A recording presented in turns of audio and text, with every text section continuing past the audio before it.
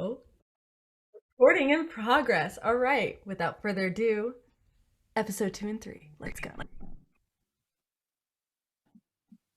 Collateral Parenting, Episode 2, Chardonnays of Our Lives.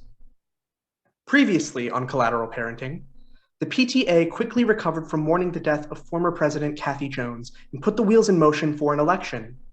Diana, queen of the soccer moms, triumphed over her crafting bestie Holly, self-proclaimed cool mom Pam, pretentious potential Professor Robert, and former pageant queen Tiffany, thanks to the votes of workaholic Elaine, devout new mom-in-town Susie, sleep-deprived nanny Bethany, and Lance, cheerfully ignorant father to his adopted German son Hans. But only moments after reluctant attendee Principal McCormick announced Diana's victory, the new president found herself the victim of an allergic reaction to Loft House cookies, a scheme concocted by Pam herself. With Diana deceased, who will become the new president? Will Elaine and Tiffany continue to feud over stolen families? Will Susie succeed in getting Bethany away from her wards and into a convent? And will anyone bother to learn German to understand Hans's eyewitness account of Diana's murder? Act 1. St. Ethelbornne Junior University for Gifted and Otherwise's Assembly Hall. Diana Miller's memorial service. Light on Principal McCormick at a podium, with the attendees in the unseen audience.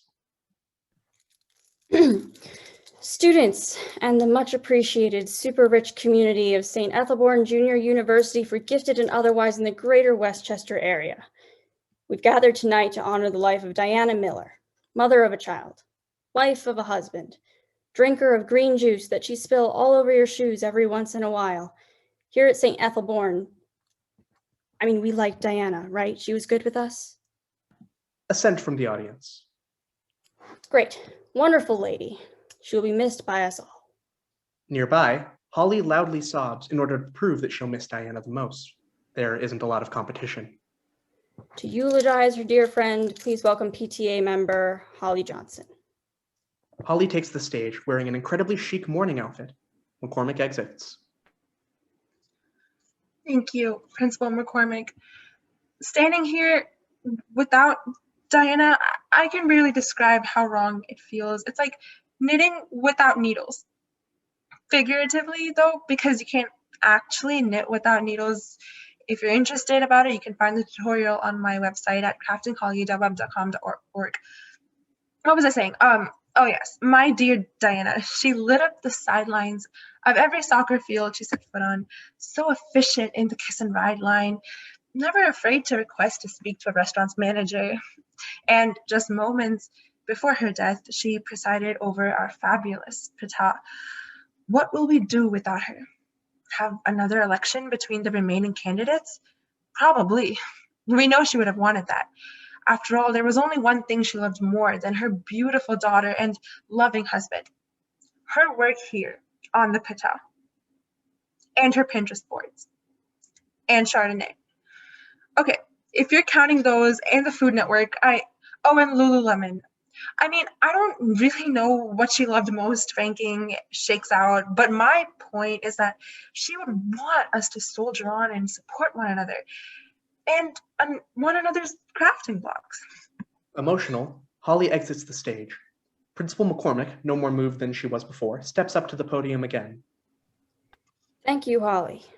Mr. Miller extends an invitation to anyone who wishes to attend Diana's official burial service next week, where Holly will receive the International League of Soccer Moms' highest honor, the 21 Glue Gun Salute. Act 2. After the memorial, the PTA members are gathered in the school lobby, talking quietly. Hans, clutching a German to English dictionary and looking terrified, stays far away from Pam. Susie is dabbing at her tears with a handkerchief. That was absolutely beautiful, Holly. I know that poor dear Diana has gone to the best place for her. Yes, the best place, which we can all agree was not Earth, or this school, or the PTA. This sets Susie off in more tears. Bethany pats her shoulder. Can't believe that she's gone. It seems like just the other day that she was body checking me into a shelf of crock pots at Target on Black Friday. Now she tears up. Now she'll never be able to use that instant rice cooker again. This is so sad and so weird. Should we even have a president anymore? I mean, the last two kicking the bucket doesn't bode well for future candidates. Maybe the position's just waiting for the right parent to come along. We can all agree that the deaths of Cassie and Delilah were nothing short of tragic, but can't we also agree that death is inevitable, just like world peace? Like a pageant audience, everyone stops their mourning to politely applaud, excluding Elaine, who rolls her eyes. Tiffany curtsies. Principal McCormick makes her way over to the PTA members. Excuse me, everyone. Hi, but I was hoping we could all gather for a quick PTA meeting after everyone else leaves. There are some policies that we need to go over. The members nod. Sounds like a plan, Anne. Anne? That's her name. Don't wear it out. Please don't even say it. Pam follows McCormick off stage. Well, before we get to the meeting, we really ought to pray. Oh, Diana was a firm believer in non-denominational lifestyles. Well, we should honor that by making sure we get her soul into heaven, despite her appalling pagan beliefs. Bethany is desperately looking for an exit. Susie gets her arm in a death grip. Bethany, dear, why don't we start with a soft, 50 Hail Marys and go from there? You know I would love to, but at least 2 to 4 of the kids are probably brawling or crying or on fire right now, so I should, use that as an excuse to walk away really fast right now. Bethany bolts. Susie sighs. Well, she'll be an excellent nun someday, so devoted to those little heathens. Well, I'm off. See you all in 2 twitches of a raccoon's ear. Susie exits. The vibe between the remaining members is frosty. Elaine and Tiffany glare at one another. So, Elaine, how are the kids? The ones you got in the custody arrangement? Still average? Oh, they're great. As a matter of fact, they just made the honor roll. So did my kid. And mine. And mine. Everyone's kid makes honor roll. It's part of paying tuition. I know. How is Levi? Thank you for the excellent question. Luke is doing just swell, and between Boy Scouts, swim team, and the honors classes he's in, he's keeping really active. Managing his busy schedule is so exhausting. Don't you dare rub that in. Holly attempts to keep the peace. After all, this day is about Diana, and by proxy, herself. Ladies, why don't we run down to the Patel room and start setting up for the meeting? No use in wasting our time not being upstanding community leaders. All eager to show off what excellent community leaders they are, Holly, Elaine, and Tiffany exit. Robert, Lance, and Hans remain. Hans is reading from his dictionary, furiously translating. Well, Robert, how was the memorial? One we both just took our ex-student from. Fine. Subpar eulogies, but far from the worst I've attended this month. Well, if you must know, yes, I've found someone. Pardon? I've begun seeing someone. Therapist. A boyfriend. Has he started seeing a therapist? I'm over your once super hot snob, Rob. I've moved on. Just know you did this to yourself. Pleased to hear that I did. Well, you ever heard of denial, Robert? Deny, negation, verwen, and wrong. Hans whips his head up from his dictionary. In German. German. That's right, Hansi. In any language, it's just sad. He leads a confused Hans off. He thinks I would ever mourn losing out on being his paramour. Can you believe it? He still doesn't understand I was using the proximity of his baffling likability in a desperate ploy to win votes and champion over those mercurial mothers that I constantly feel in competition with, thus truly earning something for once in my life. He's the sad one. Imagine thinking me in denial. A realization hits, but not the right one. Although, Without Lance at my side, I've lost the one element that prevented me from looking unapproachable, grating, unbearable to live with, and whatever other reasons Joanne wrote about me in her grounds for divorce. I'll never survive the next election without someone making me appear less acerbic. But I'd rather lose than allow anyone else in this wretched organization to believe I would stoop so low as to court them. No, I'll have to find someone easy enough to manipulate into working to make sure I win. Can't be too hard, but who? Robert exits. Pam re-enters, calling to someone off stage.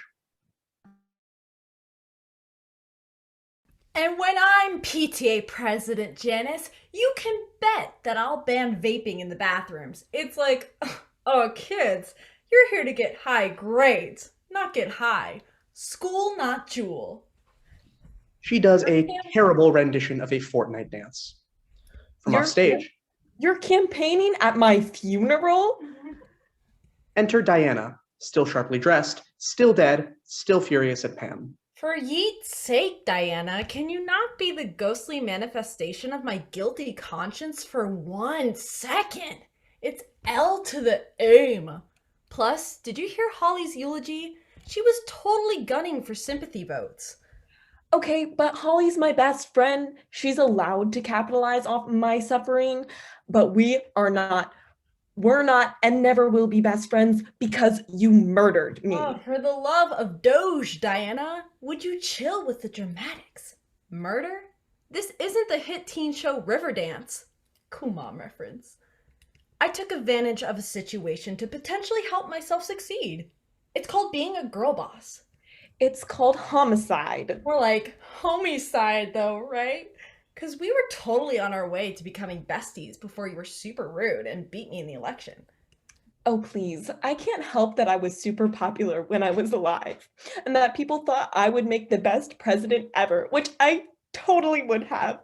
And we were not friends. You inviting yourself to my wind down aromatherapy nights by climbing through my bathroom window does not count as friendship. Well, maybe in your world. I don't have a world anymore. I'm dead, Pam. Could you just stop throwing that in my face? Is being a ghost really that hard? Well, no. I mean, you killed me before I had to go through menopause.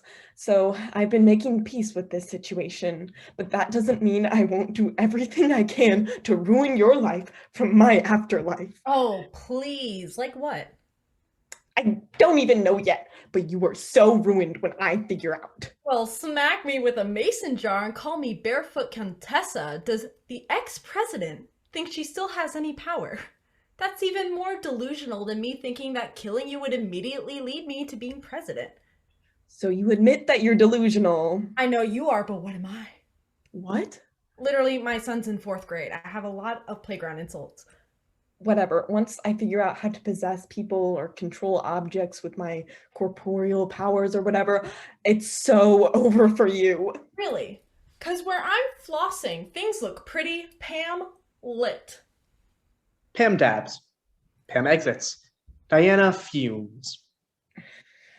It's okay. It's okay. Center yourself, Diana. Live, laugh, love. Live, laugh, love. Live, laugh, love. This is so hard without Chardonnay. Act 3. The PTA's meeting space, the painfully average multi-purpose room. Already present are Robert, scheming in the corner, Susie, finishing up her second rosary of the afternoon, Holly, writing in a handcrafted greeting card, Elaine, brewing herself another pot of coffee, and Tiffany, casually running through the steps of some kind of baton-twirling tap dancing routine. Bethany enters, trips over Susie's purse, and face plants. She doesn't get up. Susie does a rapid sign of the cross and turns to her. Oh dear, are you all right? No answer. Bethany? Bethany? She's not responding. This doesn't really worry anyone else. Bethany rolls over and opens her eyes. No, I'm sorry. I could hear you. It's just that I usually go so long without getting to lie down that if my body goes horizontal, even by accident, my mind will try to subdue my muscles from functioning so I can get even a minute of sleep. It's fine. It's fine. Free me from this prison! It's fine. Susie helps her up, and Bethany sits next to her in the usual semicircle of chairs. I got the custodian to let me leave the kids in an empty classroom for the next 20 minutes. They're either going to nap or use the chalkboard to come up with new swear words to call me, so yay, creative outlets. Pam and Diana's ghost enter. Diana sits and sulks in the back of the room, while Pam sits on the other side of Holly, who stands and holds up a card. Everyone signed the condolence card for Diana's family, right? Nods. Oh, I forgot to ask. Will her family need any help financially? Should we set up some kind of donation system for that? Oh, Diana's husband puts together IKEA furniture for other families for a living. He makes bank. They'll be fine. Man, if I were that rich, I'd do that thing where you rent out the entire Magic Kingdom at Disney World and get married there. And even better, I could actually afford to divorce my husband afterwards. That's great, Pam. The room comes to an uncomfortable stillness. Hostility from Elaine towards Tiffany, Diana's ghost towards Pam, Robert towards everyone. I guess we're just waiting for Miss McCormick to make her way down here and deliver us some news. I heard her talking to Nora H. after the memorial. Nora H. with the Chartreuse Ford Fiesta? No, Nora H. with the son in juvie. Anyway, she was saying that they might open up the election to the whole school. They think it might be safer if they weren't relying on just 9 people to elect someone with that much power. Plus, it might be safer for the future president. Not a great track record, what with the back-to-back deaths. Yikes. The room goes quiet again. Holly breaks the silence, addressing the whole room as seriously as she gave her eulogy. It occurred to me in the wake of Diana's death that you never know when you'll see a group of people for the last time. You can die with so many regrets and so many things unsaid. And honestly, when it's my funeral, which will totally be as beautiful as Diana's, just with better flowers, I don't want people to have a single bad thought about me, in their minds. So I thought before we begin our meeting, it would be best to get a few things off my chest. She inhales and turns to Robert. Robert, I'm sorry for saying that your daughter's kindergarten gallery drawings looked like she couldn't keep inside coloring pages lines as if they were made of concrete. Robert is miffed, both about his burn against his darling Elise and for being interrupted mid-scheme. It's called abstract art. That's what you said to me then. Even if I still don't believe it, I'm sorry. I don't know if I forgive you. Well, I apologized, so that's your problem now. Elaine, I'm sorry for the time I said that your twin daughters were both store-bought cupcakes surrounded by homemade lemon squares in the bake sale of life. You said what? Did they hear you? Of course not. I only whispered it to 50 other mothers during field day. Elaine shrugs. Well, can't be mad at honesty. Forgiven. Pleased, Holly turns to Bethany. Bethany, I'm sorry that nearly every time I see you, I initially think that you're a 6th grader and ask where your parents are. One of these days, I promise I'll remember that you're just a young mother. Oh, well, thank you. But I'm not a mother. I'm a nanny. Holly stares at her, offended. How am I supposed to remember all that? I'm so sorry. I forgive you. Feeling vindicated, Holly sits. Robert is still fuming to himself. Imbecilic. I can barely handle mingling with this anodyne assembly. I'll never manage working for the support of the entire school for parenting. I'll need that campaign strategist more than ever. Lance would have been ideal, but I can hardly go back to indulging him now. No, I'll need someone else. He casts his eyes around the room. Holly, running. Tiffany, running. Pam, running and terrifying. Elaine's strategic, but I doubt she'd have time to run a campaign considering her plate's full to overflowing. That leaves... He stares at Susie and Bethany and decides that he's desperate. Susie is deep in prayer, so Robert approaches Bethany first. Bethany, you've always struck me as a go-getting opportunistic type. Please tell me that this is a cult recruitment. My answer is yes. I don't care if it involves murder stuff. If you've got food that's not dinosaur chicken nuggets, if you've got beds, yes. No, no. I was trying to say that I admire your hard work and was hoping you'd be willing to work to help me win this new election, as it's practically inevitable that it'll be happening any day now. You'd be my campaign manager, help me get to know the other parents, make me appear likable, other tasks that I'll have to Google.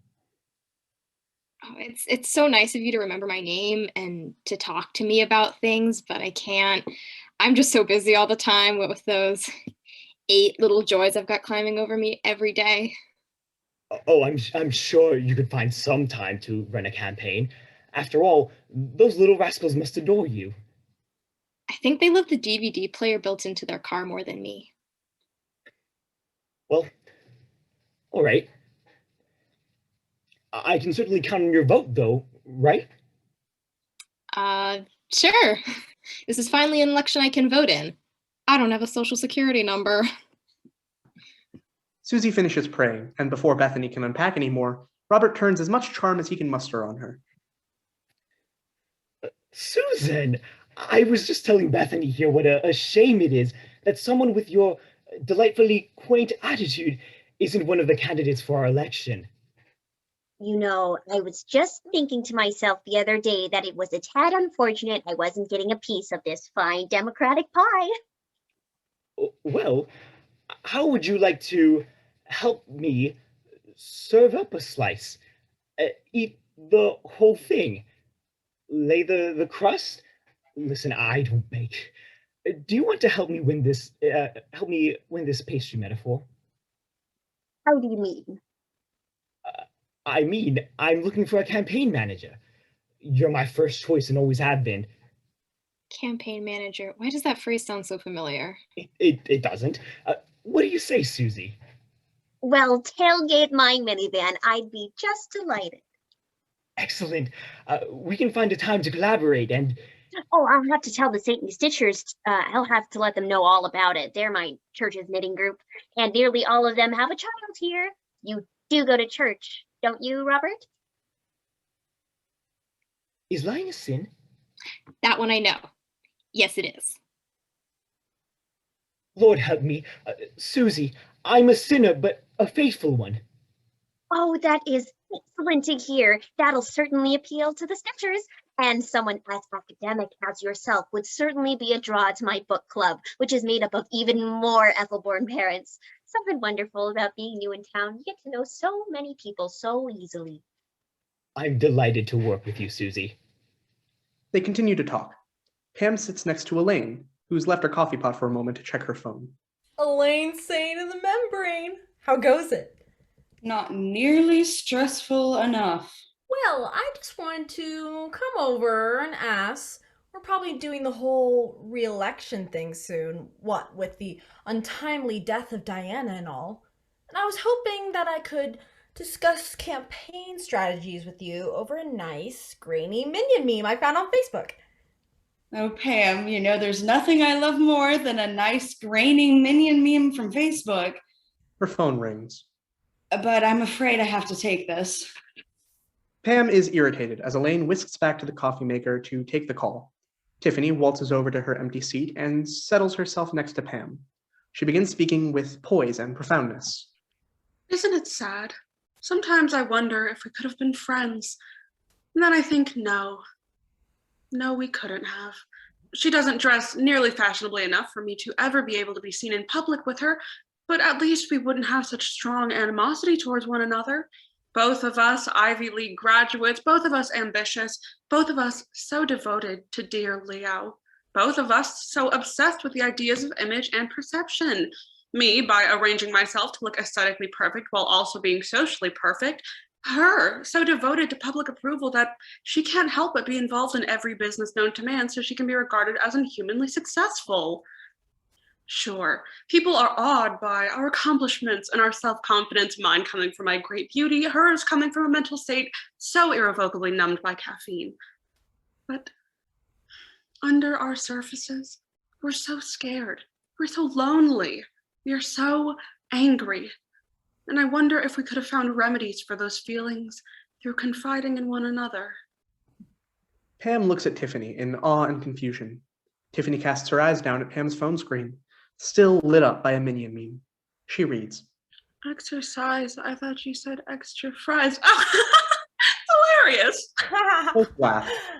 Lance and Hands enter the room. Robert, elated, excuses himself from conversation with Susie and rushes to him. Aha! I'm sure you were just praying that I'd have to drop out of the race once I knew that it would involve talking to other parents here. But you're foiled. Susie's signed on to be my manager, and I'll tell you, she has connections everywhere. This election is mine to lose. What do you say to that? I say, you're scaring my son. For once, Lance understands Hans, who hides behind his father. I can't believe you thought I would ever be romantically interested in you. My teaching degree may be non-existent, but my standards aren't. Wait. What about your teaching degree? Play coy. Skeletons can only stay in closets for so long before they figure out how to pick the lock. I've become sloppy hiding it from you all. You must have figured out that I'm not a Columbia professor. I just work there on days when prospective students are touring. My job is to walk around looking smart and pretentious so that parents will think our school is worth going to.